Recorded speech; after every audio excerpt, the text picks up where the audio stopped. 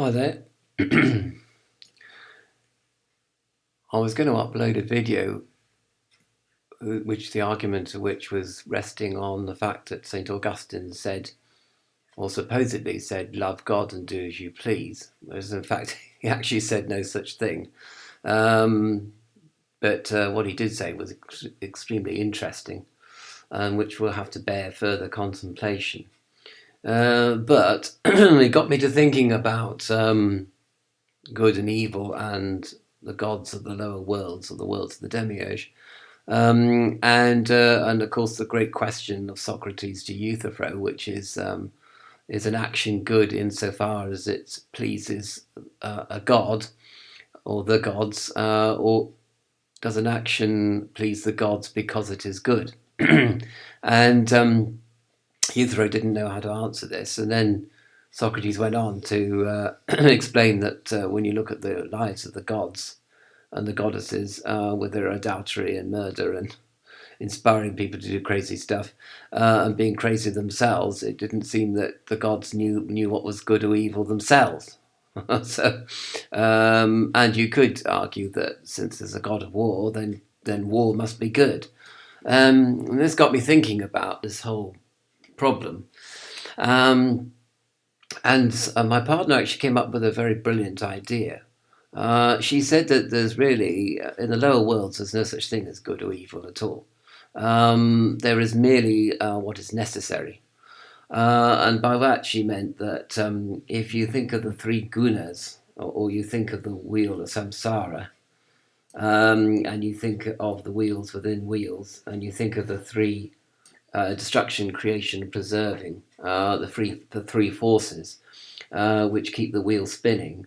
Basically, the good is whatever keeps this wheel spinning. It's whatever's necessary to keep everything going. And therefore, you could have a god, or one god, as a Jewish god, or one or many gods, and each god basically would have a dark and a light side. So, in fact, if you take Kali, the goddess Kali in Hinduism, she's got a Bhadra side, which is wholly destructive, and she has a Siddha side, which is wholly good, constructive, pro-human, fluffy, basically. So she can reap destruction, and that's a blessing from her. And she can also protect you and your family, and that's a blessing from her as well. So in fact, whatever God sends is A, necessary to keep the universe going, and B, a blessing. So if a god, or the god of the Jews, sends plague, then this is not only necessary to keep the narrative of this world going, but it is also a blessing from the god. And you should be grateful for plague, in the light of that wisdom. So whatever God sends is welcome, and because it is necessary, and because it is the fact that the God has noticed you sufficiently in order to bring you misfortune, or fortune. It doesn't really matter.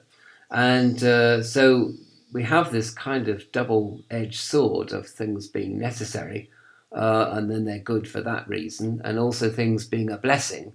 In other words, the God has deigned to notice you, and that is why you are either bleeding, or being incredibly rich, while you have fortune or misfortune. And so these are the gods, or the god of the lower worlds. This is what the demiurge does. And so in that sense, demiurge and the gods and goddesses of the lower worlds are sort of beyond good and evil themselves, really, because whatever they do is good, insofar as it is necessary, and insofar as they have noticed their devotees running around the place, and either bring them fortune or misfortune. Basically, it's all the same to them. Like, it's just they don't see it as good or evil. It's just what is ever necessary, and whatever. Basically, your function in this world is to say thank you, to the gods and goddesses and to the god, the demiurge, whatever they do to you. You got, they beat you. You've got to say thank you. And if they give you praise and give you boons, that you're supposed to thank them for that as well. You see, obviously. So it's not just the nice things that you've got to thank God for. You've also got to thank God for the nasty things that happen as well, and the nasty things that happen to other people, for that matter. It's no good crying over Sodom and Gomorrah, because that's just what God was very kind to the citizens of Sodom and Gomorrah, actually, for destroying them, and so on. And the other thing, of course, so in that case, everything that you do is basically also keeping the wheel going round. It's also serving necessity on one hand, and it's also serving the dualistic gods on the other. And more than that, since you are soul, and soul can't be killed or kill, then in fact everything that happens to you belongs to the necessity and the duality of the lower worlds, and everything that you do belongs to the duality and necessity of the lower worlds. And this is all quite mind-blowing stuff, really. And quite dangerous stuff as well, from the point of view of society, because really it doesn't matter what you do. And if you go on with this logically, you end up like Charles Manson, really. And basically who interpreted the Bhagavad Gita in a certain way, which made him say, it really doesn't matter what I do. And the motivation for what I do doesn't really count. Actually, he was wrong on that, because motivation does count. Really, you can't do anything except out of necessity, as defined by the deity. And I don't think taking revenge on your entire family counts as sufficient motivation to do what you want. But the case of Charles Manson is very complicated, and I'm not going to get into all that either, because it is all linked to the church with the apocalypse and everything, and his ideas about spirituality generally, which are strange and misshapen indeed as the demiurge. And a lot of people say this is a terrible world to live in, indeed, if necessity is the only morality. And the gods, basically, you're supposed to thank the gods for hurting you or not hurting you, or healing you. It's a crazy world we live in. So crazy that a lot of people have said, well, perhaps there is a God who is wholly good, but who is only wholly outside this realm of dualism, and not exactly beyond good and evil in the sense of the lower world's gods and goddesses, but beyond good and evil per se, in a way that we can hardly conceive of, or we can't really conceive of. And yet, this God sent Jesus and has sent other avatars to us to teach us how to pray, to teach us how to meditate, to teach us how to align ourselves first to soul, and then to this transcendental God. So that we might train our minds, our souls, to love this God rather than the God of this world. And if that is so, then our actions are very limited. I mean, most action is going to be governed by necessity and duality. So there's actually very, very little that we can actually do apart from introspect, apart from meditate or pray, and that's the only thing we can actually do in order to achieve in order to be. So we only do as far as it takes us, basically, which is out of duality and out of necessity. Although you could say that it's necessary for our soul, trapped as it is in duality, to meditate and to seek alignment with the all-loving transcendental God that's beyond duality and necessity. So you can sort of these words kind of swish around a bit, really. And as I say, because we are using language which is grown here in the lower worlds, in the worlds of necessity and duality, you can really hardly describe the situation. And even saying that Jesus is the avatar of the transcendental God, it perhaps is looking at the wrong end of the telescope entirely. And the language that we use is not the right language either. So we have to meditate and go into deep introspection, even to find the right words, which perhaps are not even there. We can only say things to ourselves. We can talk, we can receive truth for ourselves, but when we begin to describe it for other people, we basically do them a disservice. We are almost disingenuous towards the idea of gnosis, which is beyond words and beyond necessity and beyond experiences which we normally have. By definition, it is, because gnosis is transcendental. So, I have a whole load of videos up on YouTube, and this video included, which really are no more than thought experiments. They're no more than signposts to something basically which cannot be described anyway. Are they therefore a waste of your time?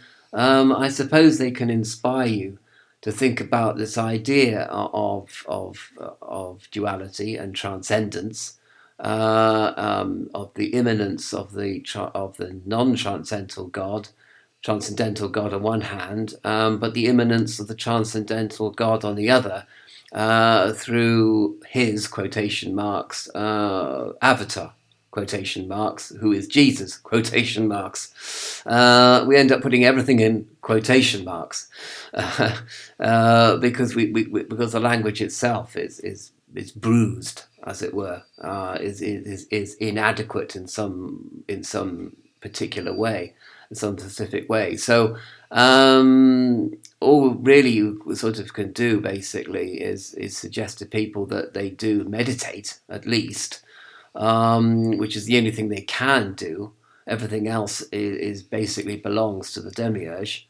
So the only thing you can do is meditate, or when I say meditate, I also mean contemplate and introspect. Introspect is a better word, because meditation is a pretty technical word for something that you have to do over many years, and you take a long time to do in one session. Contemplation, I suppose, is contemplating words. So introspection is what I'm really talking about, which is it isn't meditation, and it isn't contemplation, because contemplation can only take you so far. Introspection is something which goes very, very far, but actually doesn't require much effort, or any effort indeed, on your part. You just simply, close your eyes and follow your breath, and follow the silence and listen for the voice of the silence. If the voice of the silence happens to come into your midst, as it were. And apart from that, we're talking in riddles, we're talking in metaphors, we're talking symbols, we're talking pictures. We may even be talking the smell of incense, or the remembered smell of conifers, on a misty, murky day, or the smell of freshly cut grass, or something like that, which of course is posited in nature.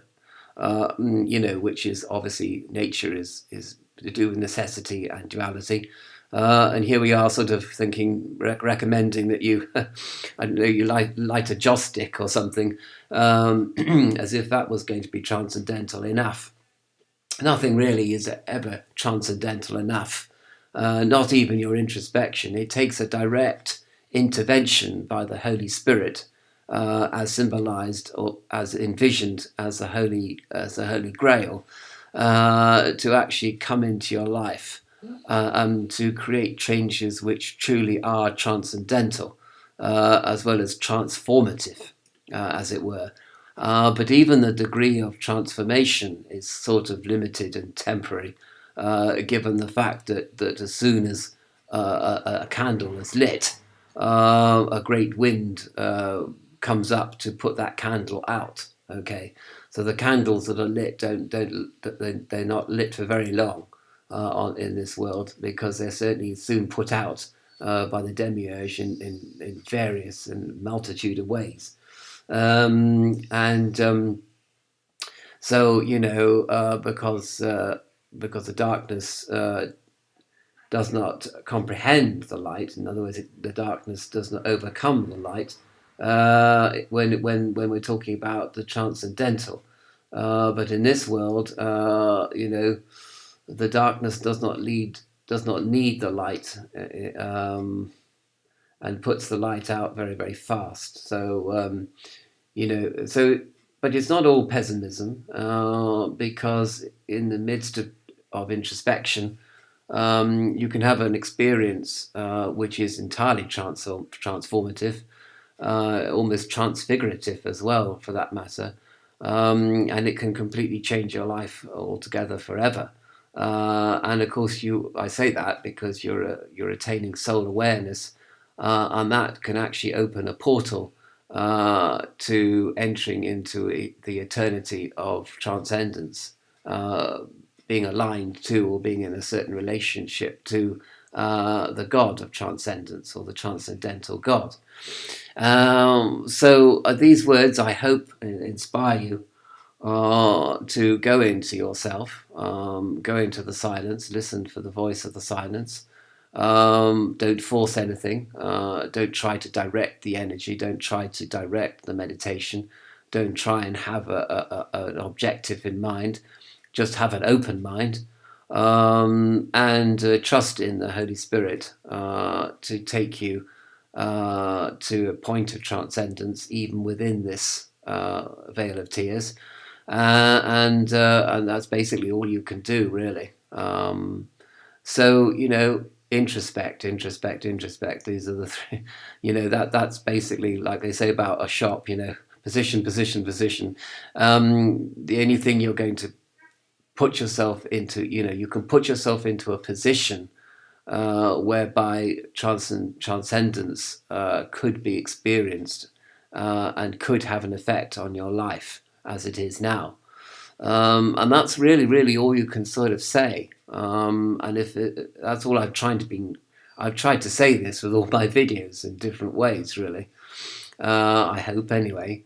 And so I leave you with basically that injunction, which is to introspect, go within, or go without, basically, which remains a truism, which I started this whole YouTube channel with, and which I now leave you with to contemplate more fully.